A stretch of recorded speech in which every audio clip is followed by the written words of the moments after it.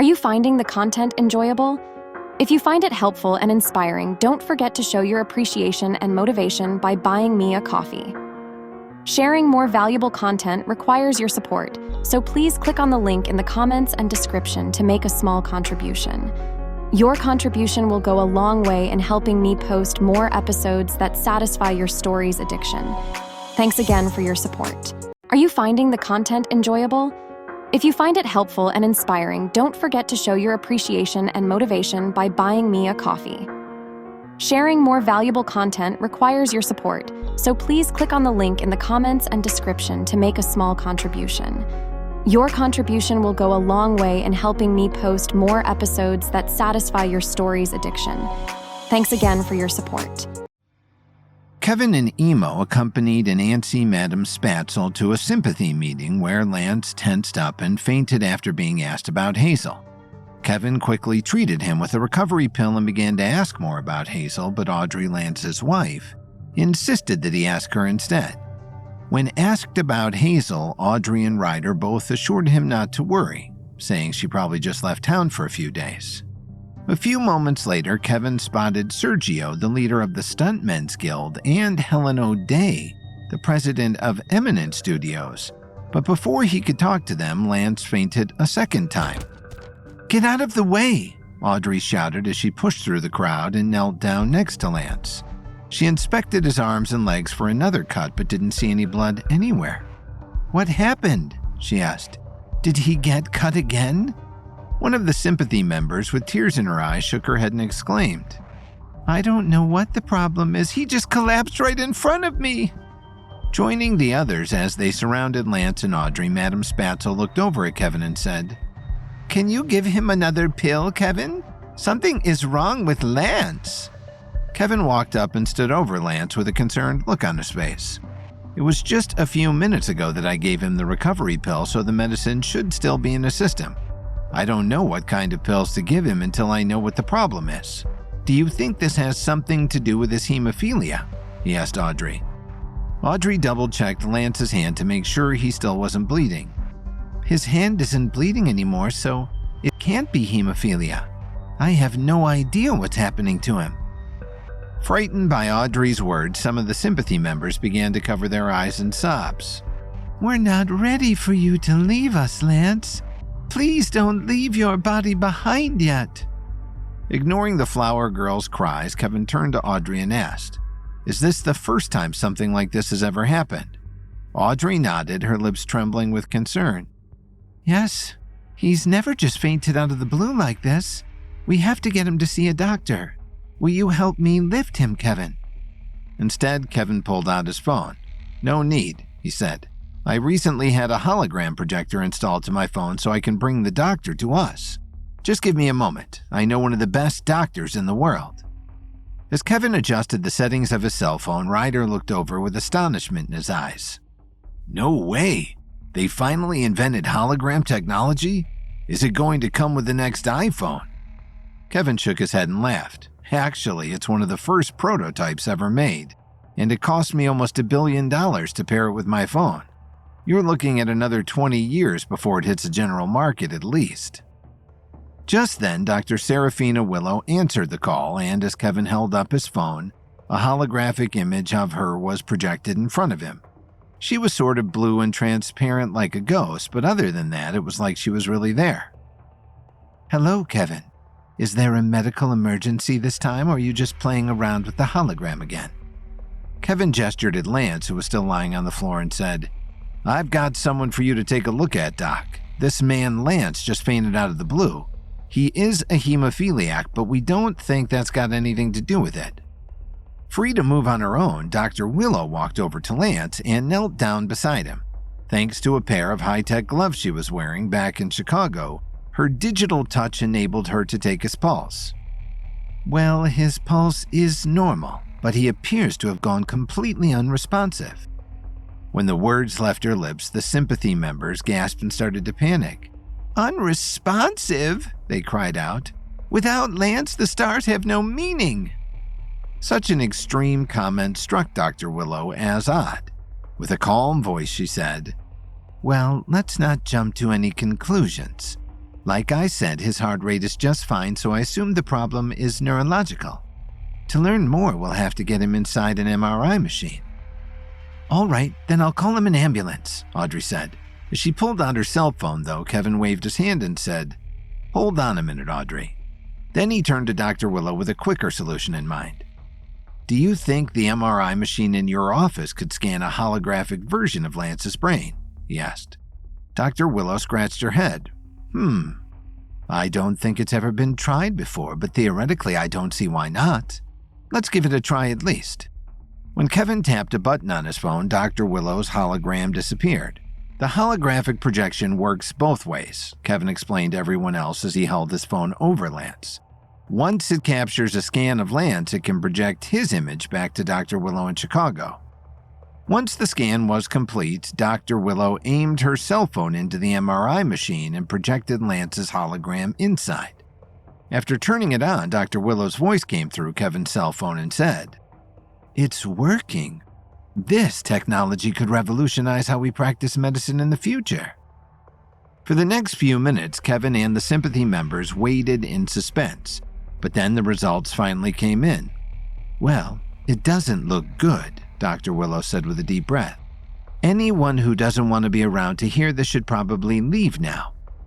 Some of the sympathy members left in a pool of tears, but most decided to stay. "I will stay at Lance's side to the very end," one of them said. Then Dr. Willow continued, "Well, the good news is I found out what was wrong, and the bad news is I found out what was wrong. According to the scans, his brain, specifically his frontal lobe, is extremely damaged. I'm sorry to be the bearer of bad news, but there are whole chunks of his brain that are covered in holes, as if something has been eating away at it." For a few seconds, everyone was too shocked to utter a word, but then the waterworks started. "It can't be true! Don't leave us, Lance! I'll take the holes, Lance. Put the holes in my brain instead. Please, God, it should have been me!" The sympathy followers cried out. Although Audrey was deeply concerned herself, she couldn't stand the sound of everyone else crying and wailing. "All right, get some space, people. Take 5. Then she turned to Jericho and said, "Jericho, escort everyone out for a moment, would you please?" Jericho nodded and started corralling the sympathy members into the backyard. "All right, folks, Lance and Audrey need a little alone time, all right? Let's give them some space for a few minutes." As the group moved outside, Kevin kept his eyes on Helen O'Day, who went out along with them. In the end, the only ones who stayed inside were Kevin, Audrey, Emo, Ryder, and Madame Spatzel. With tears welling up in her eyes, Audrey stroked Lance's cheek and looked up at Dr. Willow's projection. "What do you suggest we do, Doctor?" Dr. Willow put her hands in her pocket and lowered her head. Unfortunately, she was no stranger to these types of conversations. "Well, I'm sorry, ma'am, but unfortunately there isn't a whole lot we can do in a situation like this. The best course of action would be probably to put him into a forced coma and keep him under 24-hour care." Audrey shuddered at the thought. She wasn't willing to accept it. "There's nothing else you can do?" she asked. "Surely there's some kind of cutting-edge treatment that's still in the trial phase." Just then, Kevin thought of something. "Actually, there is," he said. With that, he had everyone's undivided attention, including Dr. Willow's. "I was reading a scholarly article the other day about a medicinal plant that's been proven to slow the spread of brain cancer and, in some cases, even reverse the effects of brain damage." Audrey's eyes lit up with interest. "Really? What is this plant? Can we get Lance into an experimental trial?" Kevin reached into his satchel and pulled out the secret notebook given to him by the Night King. The plant is called the King Clone Creosote Bush, and lucky for us, it grows right here in California, just a few miles away in the Mojave Desert. After finding the correct page, Kevin held up the notebook for all to see. Other than having little yellow flowers, the bush looked like nothing one wouldn't find in a suburban backyard. "It may look like an ordinary bush," Kevin said, "but under the surface, it has roots that are so water-absorbent it's able to live in the desert for upwards of 10,000 years at a time. Because of this incredible ability to collect moisture, its roots are able to help rehydrate the brain and possibly repair holes too." Dr. Willow nodded. Well, there you have it, folks. There's no guarantee it will work, but it sounds like the only option you have. With a desperate look in her eyes, Audrey turned to Kevin and asked, Would you please go to the desert and bring back some medicine, Kevin? I don't know who else to ask. Kevin nodded with an affirmative smile. Of course I will, Audrey. I'm very curious about this plant myself, so consider it a win-win. I'll head out as soon as I can. As dutiful as a lieutenant, Emo turned to Kevin and asked, Do you need me to come with you, boss? Before Kevin could answer, Madam Spatzel interjected. Oh yes, I'd love to come too, Kevin. Some of the best music in the world has been inspired by trips to the desert. Perhaps I might make contact with the desert muses myself. Kevin held up his hands and brushed off their offers. Thank you both, but you might be needed for Cleopatra while I'm gone. I'm going to call Jericho and see if he can come instead. Emo nodded. Sounds good, Kevin. Ready to get going? After assuring Audrey that they'd be back soon, Kevin and Emo walked out of the Sympathy House, leaving Madam Spatzel to socialize. Before they got into the car, though, Kevin turned to Emo and said, Listen, Emo, the truth is I would have taken you to the desert in a heartbeat, but I've got another job for you instead. Inside, there's a man named Sergio who's the leader of the Stuntmen's Guild. He's extremely burly, so you can't miss him. Anyway, seeing him is always a sign of trouble, so I want you to follow him around and see what he's up to. Could you do that for me? Emo nodded with delight. Sure thing, Kevin. That sounds a lot more exciting than pre-production and office work. I'll call you if I learn anything suspicious. With that, Kevin got in the car and drove away to pick up Jericho while Emo hung back and waited for Sergio to leave the Sympathy House. When he did, Emo crouched down and started to follow. After Lance passed out in the middle of a sympathy meeting, Kevin called Dr. Serafina Willow and projected her hologram into the room so she could examine Lance. Projecting Lance's image into an MRI machine back in Chicago, the scan revealed that Lance had holes in his brain and the only course of action was a treatment derived from a plant in the Mojave Desert that had recently been proven to help reverse brain damage. Before leaving for the Mojave, however, Kevin instructed Emo to follow Sergio, the leader of the Stuntmen's Guild, who had been spotted at the sympathy meeting. After leaving the sympathy meeting, Kevin hopped in his car and picked up Jericho from the Radiance building in downtown Los Angeles. When Jericho got into the passenger's seat, he buckled his seatbelt and gave Kevin a fist bump. Hey, Kevin, how's it going? He asked. I assume I'm needed for some kind of adventure? Kevin nodded his head as he pulled onto one of the crowded Los Angeles freeways. That's right, Jericho. I'm not anticipating any trouble, but as you saw when we went to that Wild West movie ranch a few weeks back, you never know when a situation might escalate into something dangerous. That's why I wanted an experienced fighter at my side, just in case. Jericho was flattered. Happy to oblige, Kevin. So where are we going? Kevin tapped on the car's GPS and said, We're going to the Mojave Desert to collect a sample of the king clone creosote bush. It's a bit of a long story, but in a nutshell, the roots of this plant have medicinal properties that can help reverse the effects of brain damage, and a friend of mine, Lance, the leader of Sympathy, desperately needs it as soon as possible. Jericho stroked his chin with a curious look on his face. Sympathy, huh? Something about that place has always given me the creeps. The way those young women flock around Lance is just totally weird and unnatural. Kevin smirked. I agree that some of the members go a little overboard with their affection for Lance, but all in all, Madam Spatzel seems to be gaining a lot from it, so I have to do what I can to help. After reaching a natural lull in the conversation, Kevin turned to Jericho and asked, So what about you, Jericho? How's it going being a full-time Radiance member? Jericho smiled as he remembered back on all of the training he'd already accomplished. It's going fantastic, Kevin.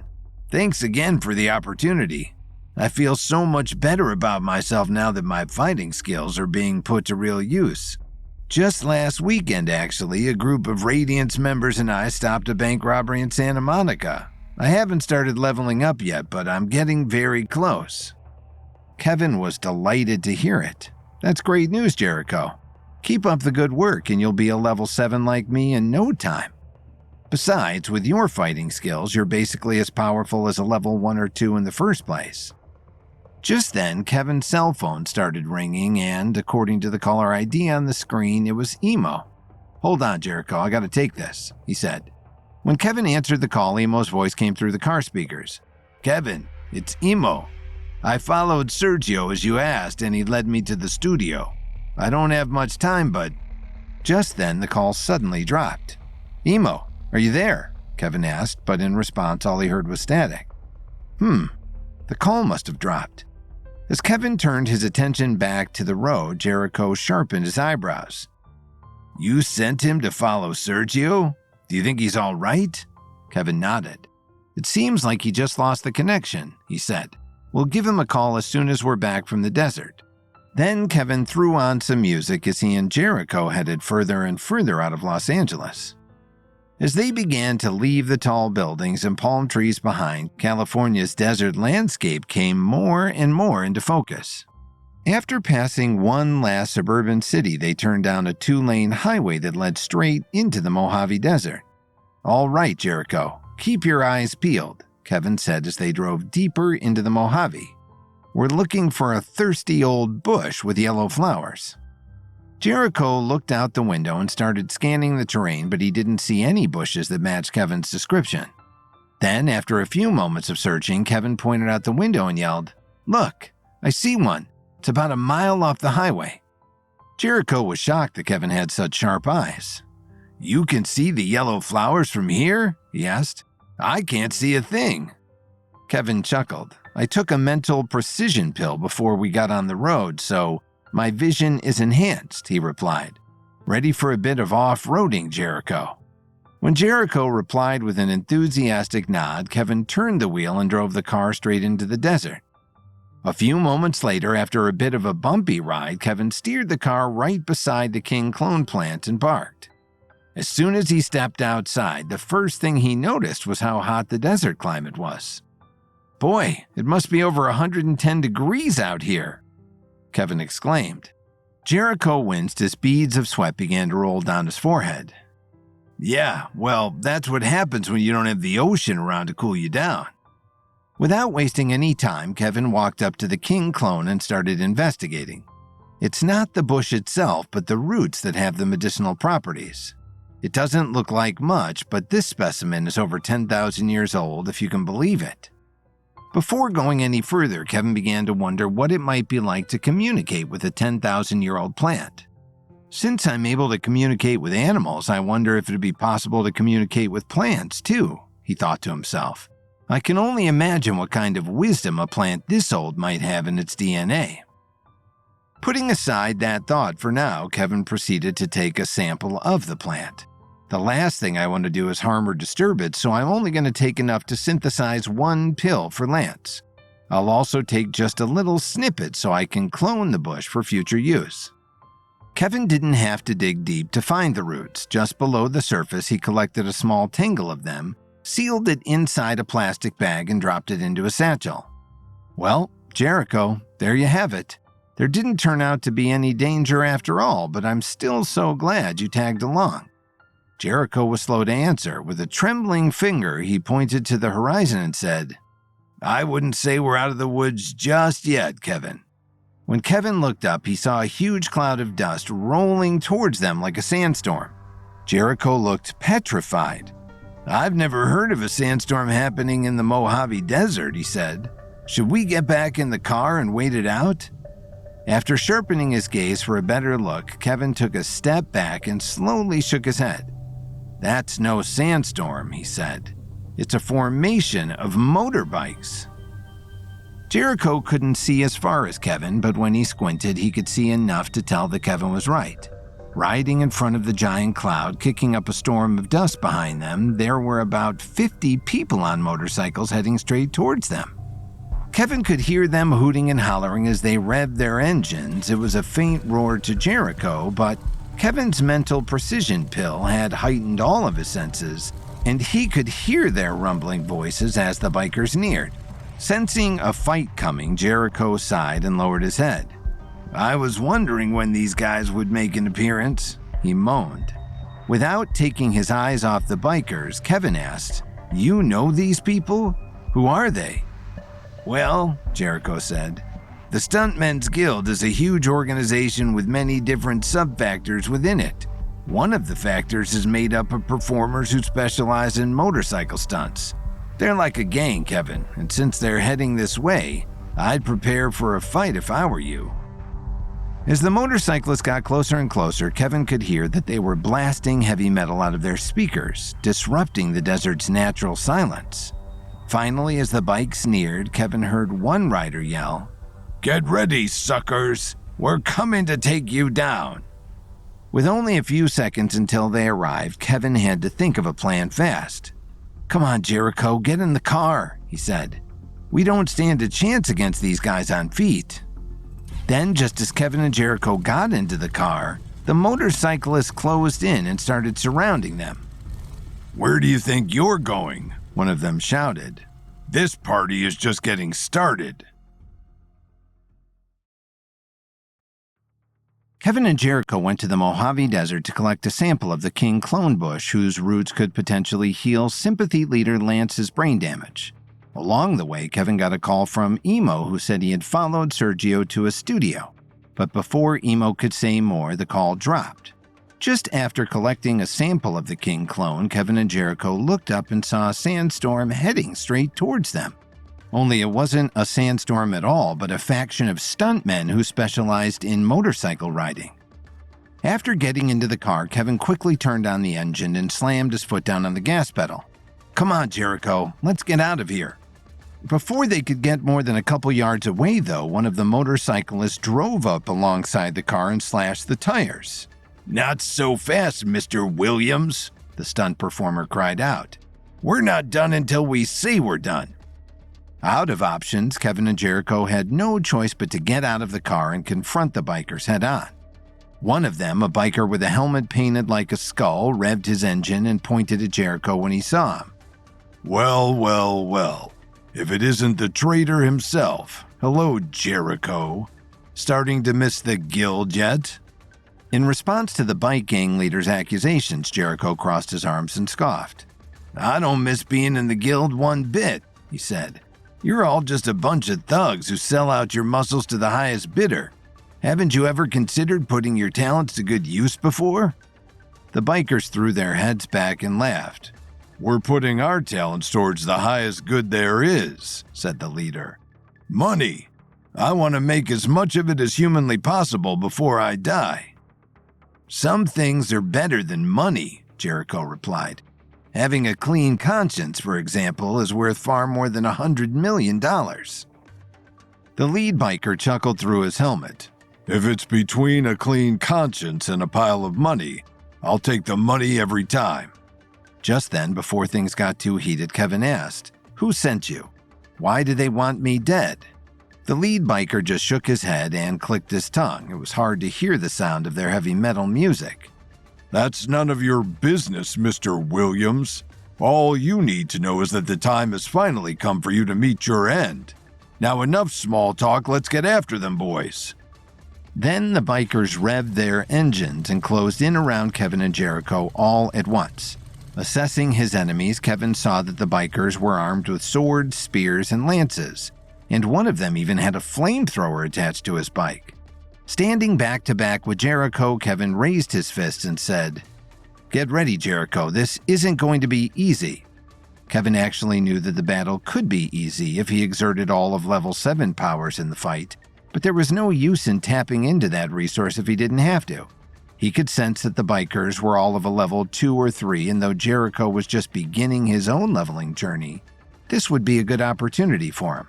Even with the numbers against Kevin and with his need to reserve the depths of his level 7 powers, he knew that he and Jericho could outsmart and outfight the biker gang. As the motorcycles charged forward, kicking up clouds of dust, Kevin leapt into action. With acrobatic grace, he dodged swinging swords and twirled around lances, using the desert terrain to his advantage.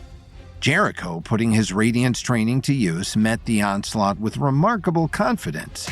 disarming opponents with swift kicks and punches as they swerve past him on their bikes. "Looks like that Radiance training is really coming in handy," Kevin shouted as Jericho knocked another performer off their bike. Jericho looked back at Kevin and smiled. "This sure beats pretending to punch people on a movie set, doesn't it? Nothing can replace the real thrill of combat." Amid the chaos, the skull-helmeted leader surged forward towards Kevin and Jericho with a lance at the ready. "You think you've tasted the real thrill of combat? You losers haven't seen anything yet." As the lead biker sped towards them, Kevin jumped onto the back of another motorcycle and knocked off the rider with a well-placed kick.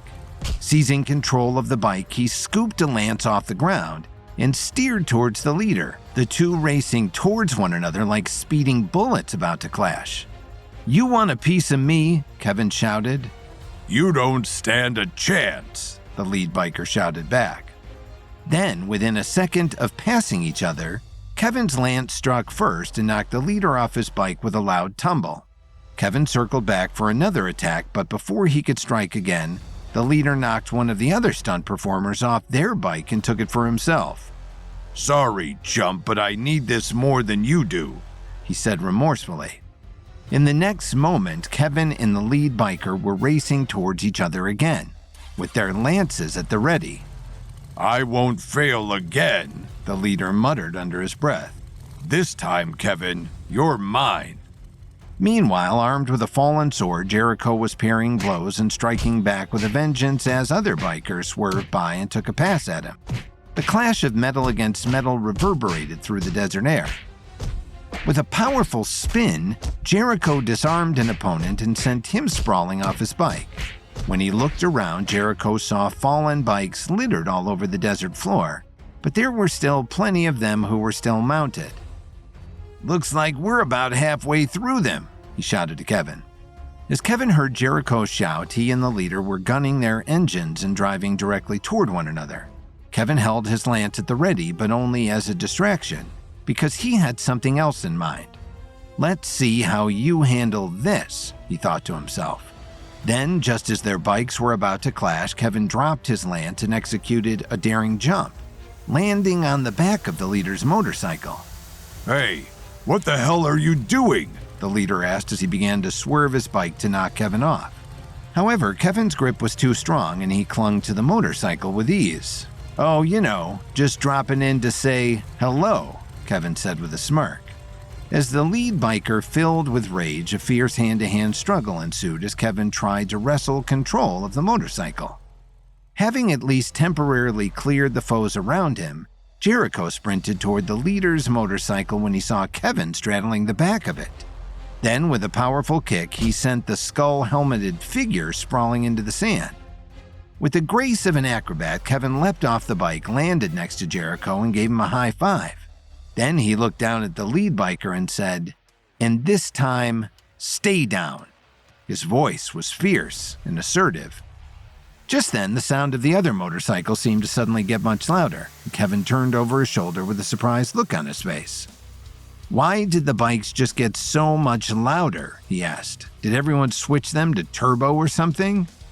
Face down on the ground, the leader began to chuckle as he flipped himself over. "Those aren't the bikes," he said with a devilish grin. "Take another guess." Suddenly, something in the sky caught Jericho's eye, and when he looked up, his jaw dropped. Pointing up, he muttered, Kevin, are you seeing what I'm seeing?" When Kevin looked up, he saw 6 airplanes flying overhead in a diamond formation. Then, in the next few seconds, he saw drones of skydivers jump out of the planes with parachutes on their backs. By the looks of it, all of them seemed to be women. "Are those parachuters?" Kevin asked. While Kevin was distracted, the lead biker got back up on his feet and prepared for more fighting. "You didn't think we'd come all the way out here without a little backup, did you? You've met the motorcycle faction of the Stuntmen's Guild. Now, Kevin, get ready to meet the aerial faction. Skydiving stunts doesn't perform themselves, you know." As more and more skydivers fell to the earth like droplets of rain, the sky filled with colorful patterns as they pulled their parachutes.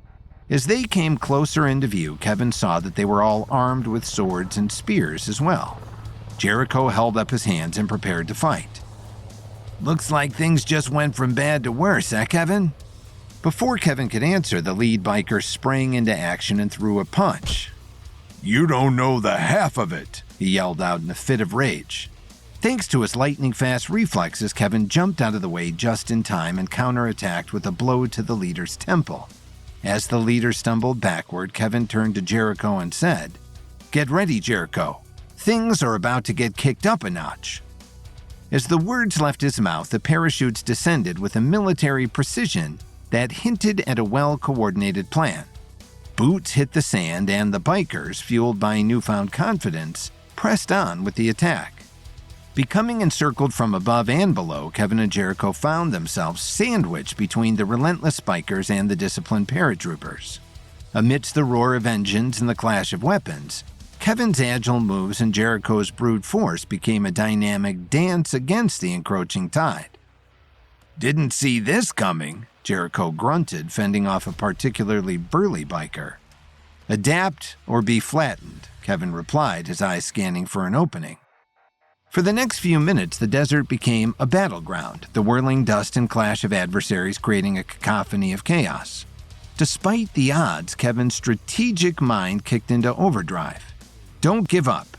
We have to break their formation," he shouted to Jericho. Just then, with a thunderous roar, the lead biker shouted, "Stop right this second, you two." As the other stunt performers slowed to a standstill, Kevin looked up and saw the leader standing next to the king clone bush. Beside him, another biker had a flamethrower pointed directly at it. Kevin's heart dropped into his stomach when he put together what was happening.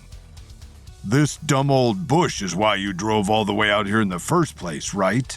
Well, surrender now or I'll burn it to the ground. If you don't surrender, I'll set flame to every other bush that looks like this in the entire desert," the lead biker yelled. Kevin was speechless. The only people who knew he was coming here to look for that king clone bush were at the sympathy meeting where Lance collapsed. And that meant Sergio and Helen O'Day were behind this attack. Also, he thought the Mojave Desert was the only place in the world where the king clone bush was known to grow. If the leader burned them all down, thousands, if not millions of people would lose their chance to receive specialized treatment. And Kevin knew that he had to do something. "No matter what, I can't let him burn down that bush," he thought to himself.